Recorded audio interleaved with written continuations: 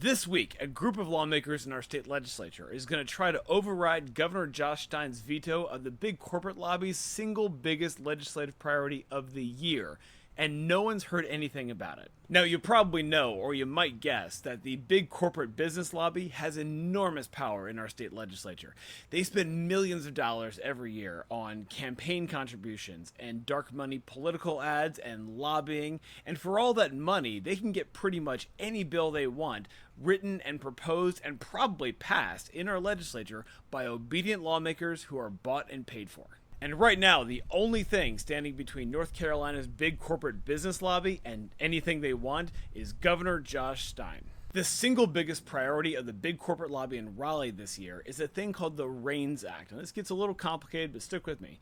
What the REINS Act would do would be to block any member of Governor Stein's administration from enforcing any regulation on business that could cost the entire affected industry statewide more than $20 million over a 5-year period. So not any one company or any one affected city or town, but the entire industry statewide that a rule or regulation could theoretically apply to. The REINS Act would effectively make it impossible for North Carolina's executive branch agencies like the Department of Environmental Quality or the Labor Department to regulate any industry of a significant size in our state. So think about gas stations or retirement homes or retail stores or the hog and poultry industry or any industrial business that dumps byproducts into our water, air, or soil.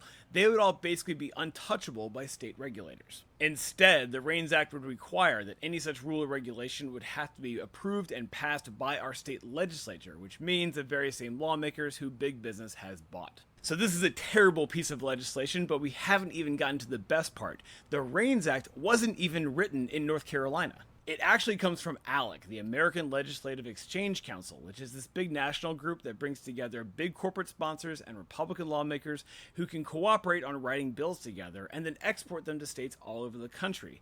They've already gotten versions of the REINS Act passed in 7 states. ALEC works with the State Policy Network, another national Republican group, to propose and lobby for these bills all over the country. Here in North Carolina, they work with the John Locke Foundation, which is a multi-million-dollar Republican special interest group in Raleigh. So that's why we're seeing the REINS Act now in North Carolina. This fight over the REINS Act is a perfect example of what looks like a boring regulatory thing that flies way below the public radar that's actually really impactful and could affect your life, your health, and your job. But this week, we're going to find out if Republicans in our state legislature have the votes to override Governor Stein on this bill, so stay tuned.